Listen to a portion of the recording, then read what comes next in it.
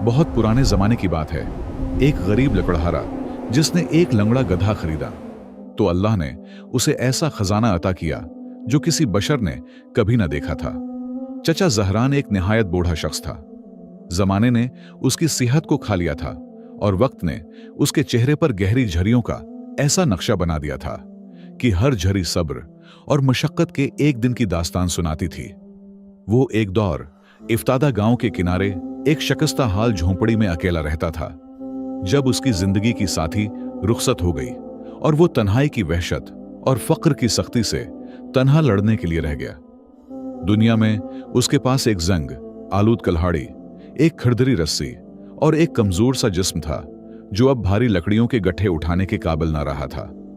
दिन चचा जहरान पर बोझल गुजरते जा रहे थे और सर्दियों की सख्ती के साथ इसकी हड्डियां मजीद कमजोर हो गई थीं। वो फज्र की पहली किरणों के साथ घर से निकलता, पांव घसीटता हुआ करीबी जंगल की तरफ जाता, सूखी टहनियां जमा करता और अपनी झुकी हुई पीठ पर उठाकर बाजार ले जाता, जहां वो उन्हें चंद सकूम में बेच देता जो बामुश्किल एक सूखी रोटी खरीदने के लिए काफी होते। एक रात इसकी कमर का दर्द इस कदर बढ़ गया कि वो खड़ा भी ना हो सका।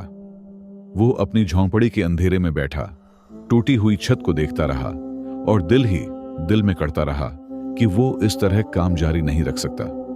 उसे एहसास हुआ कि उसे किसी जानवर की सख्त जरूरत है, कोई भी जानवर जो उसका बोझ उठा सके और जिंदगी की सख्तियों में उसका सहारा बन सके।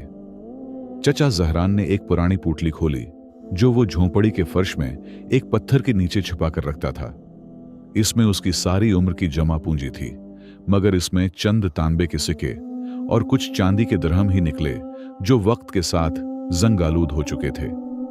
उसने हसरत से उन्हें देखा, मगर फिर भी इसने करीबी शहर के जानवरों के बाजार जाने का पख्ता इरादा कर लिया। दोपहर तक वो बाजार पहुंच गया। हर तरफ शौर, गर्द व गुबार, व्यापारियों की आवाजें, गुधों की ढींचों और घोड़ों की हनहनाहट और गोबर की बदबू फजा में फैली हुई थी। वो अपनी बोसीदा कपड़ों और जर्द चेहरे के साथ ताजरों के दरमियान चलता रहा।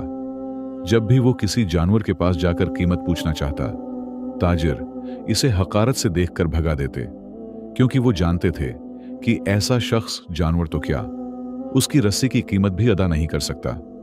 चचा जहरान का दिल टूटने लगा और उसकी आंखों में आंसू भर आए। जब वो मायूस होकर बाजार से निकलने ही वाला था, तो उसकी नजर एक कोने में पड़ी एक निहायत कमजोर गधे पर पड़ी। इसकी पसलियां नमायां थीं, जिस्म पर खारिश थी और वो सिर्फ 3 टांगों पर खड़ा था। चौथी टांग दर्द के बास जमीन से ऊपर उठी हुई थी। वो एक लंगड़ा गधा था जो यूं लगता था जैसे आखिरी सांसें ले रहा हो। जहरान हमदर्दी के साथ उसके करीब गया। गधे ने बुझी हुई गम से भरी आंखों से उसे देखा। जहरान ने कांपती आवाज में मालिक से कीमत पूछी। आदमी ने तंज से हंसकर कहा कि वो उसे मुट्ठी के मोल बेच देगा ताकि उसके खाने का खर्च बच जाए, वरना वो उसे कुत्तों को खुलाने के लिए ज़ब्ह करने ही वाला था। जहरान ने जेब में मौजूद सारी रकम बिला झुझक दे दी और लंगड़े गधे की रस्सी थाम ली। ये मंजर देखकर बाजार के बड़े ताजिर भेड़ियों की तरह उसके गर्द जमा हो गए। कहकाए बुलंद होने लगे। सोने की अंगूठियां पहने अंगलियां जहरान और उसके गधे की तरफ उठने लगे। जहरीले जुमले तीर की तरह दिल में उतर रहे थे। गौया, वो कह रहे हूं कि ये बूढ़ा एक चलती फिरती लाश खरीद लाया है और उसकी अक्ल बिल्कुल जाती रही है। चचा जहरान ने एक लफ्ज न कहा। उसने तलखी को निगल लिया और खामोशी के साथ गुधे को लेकर बाजार से निकल गया। वो हिंसते हुए लोगों को पीछे छोड़ आया, जो ये नहीं जानते थे कि उस कमजोरी और लंगड़ेपन के पीछे एक ऐसा राज छिपा है जो गांव की तारीख हमेशा के लिए बदल देगा। वापसी के सफर में एक अजीब मोड़ आया। जब भी जहरान गुधे को मारूफ और हमवार रास्ते की तरफ मोड़ता, गधा पत्थर की तरह अपनी जगह जम जाता और जब रस्सी ढीली छोड़ दी जाती तो वो जद के साथ एक और रास्ते की तरफ बढ़ने लगता, एक वीरान और खौफनाक रास्ता। इस हैरत अंगेज कहानी को आगे बढ़ाने और ये जानने से पहले कि ये गधा अपने मालिक को कहां ले जाएगा, मैं आपसे जानना चाहता हूं, आप दुनिया के किस हिस्से से हमारी कहानियां सुन रहे हैं और क्या कभी आपने महसूस किया कि एक मामूली सा इंतखाब पूरी जिंदगी बदल देता है। चचा जहरान एक पुराने चौराहे पर खड़ा था। दायां रास्ता जाना पहचाना और महफूज था, जो सईदा गांव की तरफ जाता था, जबकि बायां रास्ता तंग, पथरीला और कांटों से भरा हुआ था। उस पर एक खौफनाक खामोशी छाई हुई थी, जिसे सिर्फ हुआ की सीटी तोड़ती थी। ये रास्ता बरसों से वीरान था और बूढ़ियां उसके बारे में जन्नात, दरिंदों और ऐसे भटकाव की कहानियां सुनाया करती थीं जहां से वापसी मुमकिन नहीं। जहरान ने गुधे को महफूज रास्ते की तरफ खींचने की कोशिश की, मगर वो अचानक सख्त जिद पर उतर आया। उसने अपने खर जमीन में गाड़ दिए और गर्दन झटक कर वीरान रास्ते की तरफ खींचने लगा। जहरान ने कमजोर हाथ से उसे मारा और डांटा, मगर बेसौद। गधे की आंखों में एक अजीब चमक थी, जैसे कोई पोशीदा ताकत उसे उस रास्ते की तरफ खींच रही हो। बूढ़े और बीमार जानवर के दरमियान किशमकिश बढ़ती गई, यहां तक कि जहरान की ताकत जवाब दे गई। उसे डर हुआ कि कहीं गधा उसके हाथों मर न जाए। चुनांचे उसने रस्सी ढेली छोड़ दी। गधा अचानक गैर मुतवक्का चस्ती के साथ दुश्वार गुजार रास्ते पर चल पड़ा और जहरान खौफ और बेचैनी के साथ इसके पीछे चलने पर मजबूर हो गया। और जैसे ही वो इस वीरान रास्ते में आगे बढ़ा, असल आजमाइश का आगाज हो गया। जमीन हमवार न थी। नुकीली झाड़ियों के नीचे छिपे हुए गड्ढे हर कदम पर घात लगाए थे। वो जहरान के बोसीदा लिबास को पहले से ज्यादा फाड़ रहे थे और कांटे उसके नहीफ जिस्म से उलझकर उसकी नाजुक जल्द को छील देते, जिस पर गहरे सरख खून की लकीरें अभर आते। हर कदम इससे दोहरी ताकत मांगता था, जबकि सूरज गुरूब की तरफ झुक रहा था और चट्टानों के दरमियान लंबे साए फैलकर खौफनाक शक्लें बनाने लगे थे। गधा एक लम्हे को भी न रखा, न ही उसने पलटकर अपने मालिक की हालत देखी। वो ऐसी फिरती से चल रहा था जो उसके बीमार जिस्म से मुताबकत नहीं रखती थी। अपनी लंगड़ी टांग के बावजूद वो चट्टानों पर उछलता कूदता आगे बढ़ रहा था, गोया रास्ते का एक एक बालशत उसे इज़बर हो। दूसरी तरफ जहरान हानप रहा था, बार बार ठोकर खाता, और उसका फटा हुआ जौता अब उसके पांव को तेज पत्थरों से बचाने के काबिल न रहा था। बदकिस्मती की एक घड़ी में जहरान एक फिसलन वाली चट्टान पर पांव रख बैठा। उसका तवाजुन बिगड़ा और वो जोर से मुन्ना के बल जमीन पर आ गिरा। इसका घटना सख्त जमीन से टकराया और एक नोकीला पत्थर इसके तलवे में गड़ गया। दर्द की एक चीख इसके मुन्ना से निकली, जिसकी गूंज वीरान वादी में फैल गई, मगर जवाब में कोई आवाज न आई, क्योंकि ये जगह इंसान और जिंदगी दोनों से खाली थी। चचा जहरान जमीन पर बैठ गया, अपने लहूलुहान पांव को थामे हुए। उसकी आंखों से गर्म और तेज आंसू बह निकले, जो उसके गालों पर मिट्टी से मिलकर जम गए। उसने आसमान की तरफ शकवे और मायूसी भरी निगाह डाली, फिर गुद्धे की तरफ देखा, जो आखिरकार रख चुका था और अजीब सुकून से उसे घूर रहा था। जहरान फूट फूट कर रोने लगा। वो खामोश जानवर को इसके गलत इंतखाब पर कोस रहा था और खुद को अपनी कमजोरी और बेबसी पर मलामत कर रहा था। उसे महसूस हो रहा था कि यह रास्ता ही उसका अख्तिताम है, कि वो यहीं अकेला और भूखा मर जाएगा और परिंदे इसकी लाश नोचेंगे, बगैर उसके कि किसी को खबर हो। वो सारी जमा पूंजी जो उसने उम्र भर की मुशक्कत से इकट्ठी की थी, जाये हो चुकी थी, और उसके बदले इसने एक ऐसी मुसीबत खरीदी थी जो उसे मौत की तरफ ले जा रही थी। इसके दिल का दर्द जख्म के दर्द से कहीं ज्यादा शदीद था। उसे ताजिरों की हंसी, जमाने की बेरहमी और उस लंगड़े गधे पर शदीद गुस्सा आया जिसने पहली ही मसाफत में उसे धोखा दे दिया था। मगर गधे ने अपने मालिक के रोने पर कोई असर कबूल न किया। वो थोड़ा करीब आया, जहरान के चेहरे पर अपनी गर्म सांस फौंकी, फिर दोबारा वादी के उस हिस्से की तरफ देखने लगा जो और भी तंग और तारिक था, गोया कह रहा हो, उठो, सफर अभी खत्म नहीं हुआ। जहरान ने बेहद मुश्किल से खुद को संभाला और फटे हुए आस्तीन से आंसू पूछे। उसके पास वापस लौटने का कोई रास्ता न था, क्योंकि रात अपनी स्याह चादर फैलाने लगी थी और वापसी का मतलब अंधेरे में उन गढ़ों के बीच भटकना था। उसने फैसला किया कि वो इस पागल रहनुमा के पीछे अपनी लिखी हुई तकदीर का सामना करेगा और अपना मामला वाहिद वो कहार के स्पर्द कर देगा। उसे क्या खबर थी कि चंद कदम आगे जो उसका मुंतजर है वो उसकी जिंदगी के तमाम दुख भुला देगा। चचा जहरान ने दर्द सहते हुए खुद को उठाया और कांपते हुए हाथ से ठंडी चट्टानी दीवार का सहारा लिया। जिस दरे में वो दाखिल हुए थे वो आहिस्ता आहिस्ता तंग होता जा रहा था, यहां तक कि दाएं बाएं बुलंद पहाड़ आसमान की रोशनी को मुकम्मल तौर पर छिपाने लगे।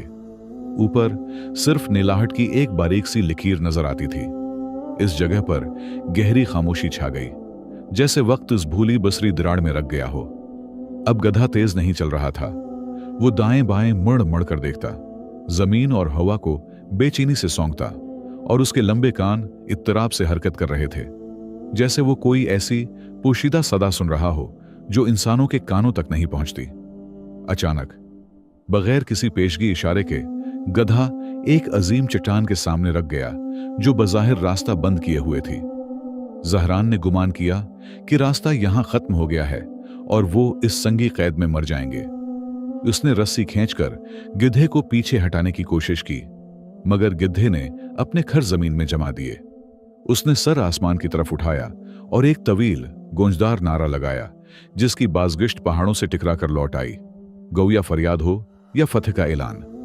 यहीं बस नहीं, गधा इस बड़ी चट्टान और पहाड़ के दरमियान एक तारीक गोशे की तरफ बढ़ा, जहां सूखी और नोकीली झाड़ियां घनी दीवार बनाए खड़ी थीं।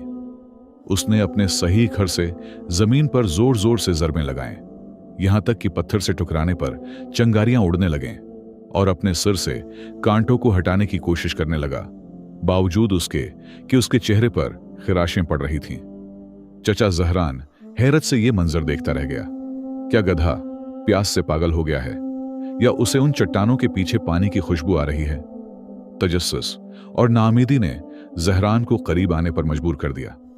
उसने अपनी लाठी के सहारे कांटों को हटाना शुरू किया। जैसे ही झाड़ियों का बड़ा गुच्छा हटा, जहरान की सांस रख गई। पहाड़ के निचले हिस्से में एक निहायत तंग सुराख नमाया हो गया, एक चट्टानी शगाफ जिससे बेमुश्किल रेंगता हुआ इंसान गुजर सकता था। इसके अंदर से ठंडी और पाकीज़ा हुआ का झुमका आ रहा था, जो वादी की घटन ज़दा फजा से बिल्कुल मुख्तलिफ था। गुधे ने जहरान को गहरी नजर से देखा, फिर सर झुकाकर अपना थोतना शगाफ में डालने की कोशिश की। गौया उसे अंदर आने की दावत दे रहा हो। जहरान का दिल जोर जोर से धड़कने लगा। क्या वो उस नामालूम बल में दाखिल हो जाए?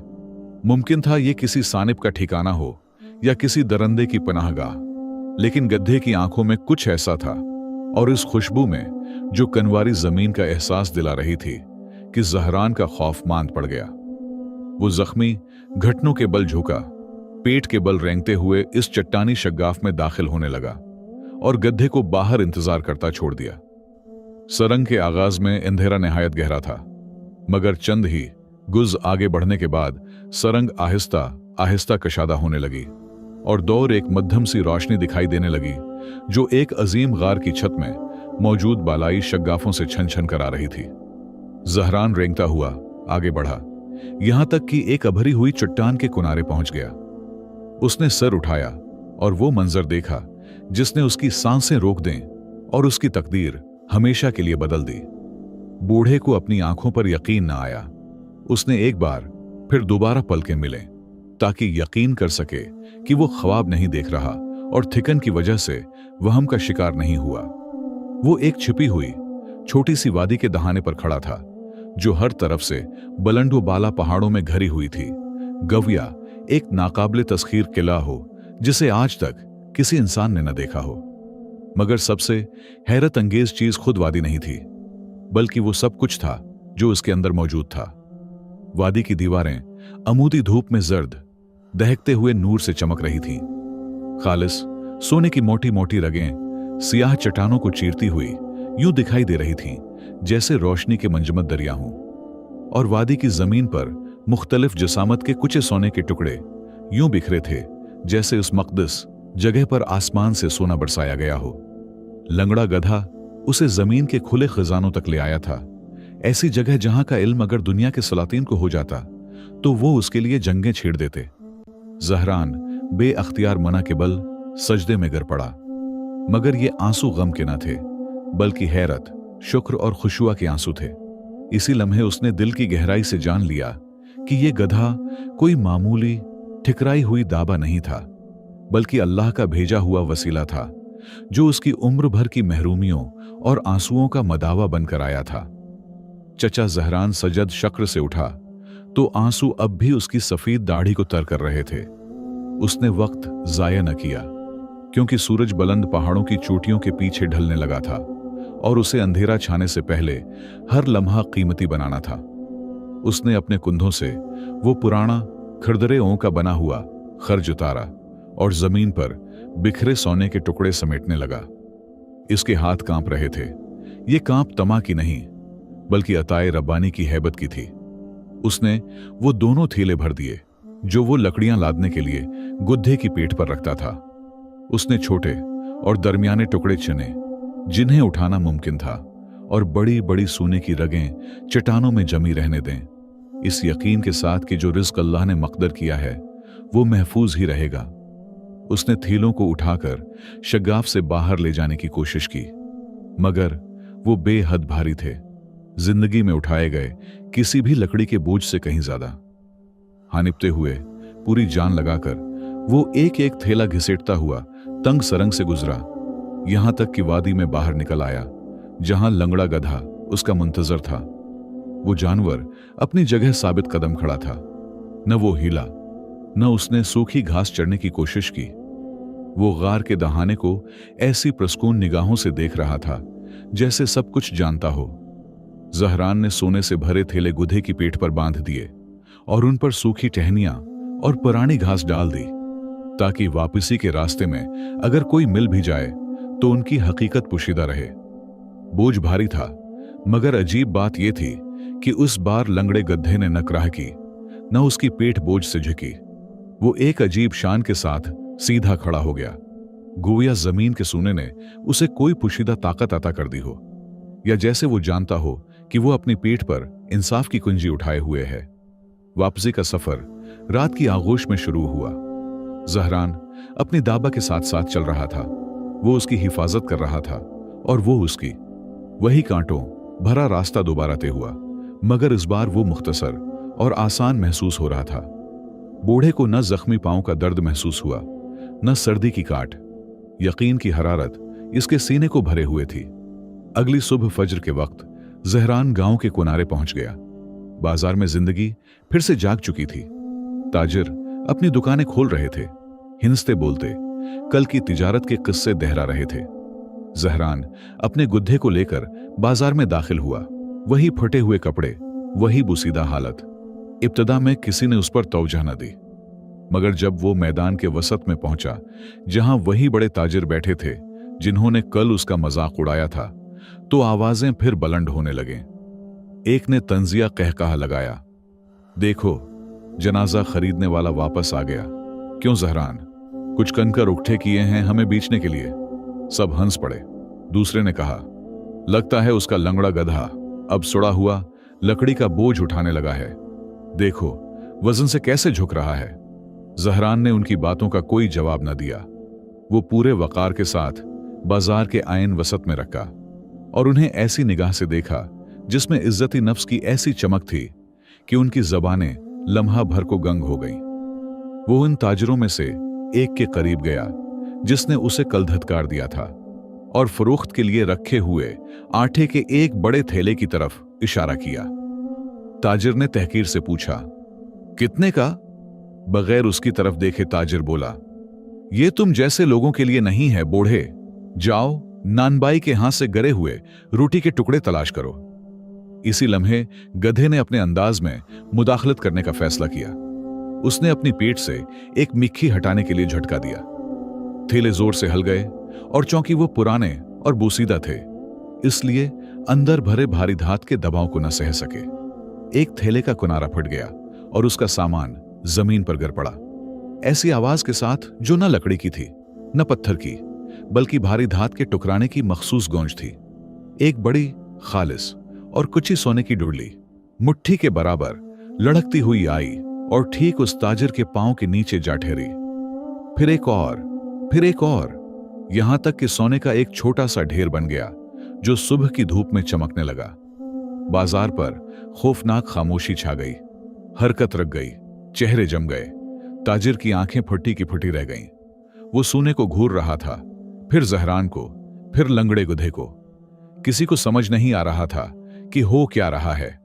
क्या इस बूढ़े ने बादशाह का खजाना चरा लिया है, या जमीन ने उसके लिए अपने खजाने अगल दिए हैं? जहरान सुकून से झुका, सोने की एक डिली उठाई और जोर से ताजिर की मेज पर रखते हुए कहा, ऐसी आवाज में कि पूरा बाजार सुन ले, मैं तुम्हारी ये दुकान, उसके साथ वाली दुकान, बल्कि तुम्हारा वो एहतराम खरीदना चाहता हूं जो तुम सिर्फ पैसे के बदले देते हो।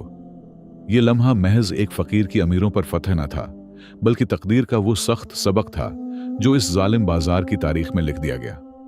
एक ही पल में चचा जहरान एक जलेल समझे जाने वाले महताज से ताजिरों का सरदार और सबसे ज्यादा मालदार शख्स बन गया।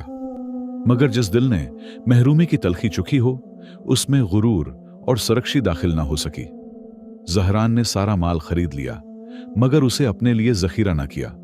उसने हुक्म दिया कि सामान गांव के गरीबों, बीवाओं और महरूमों में तकसीम किया जाए।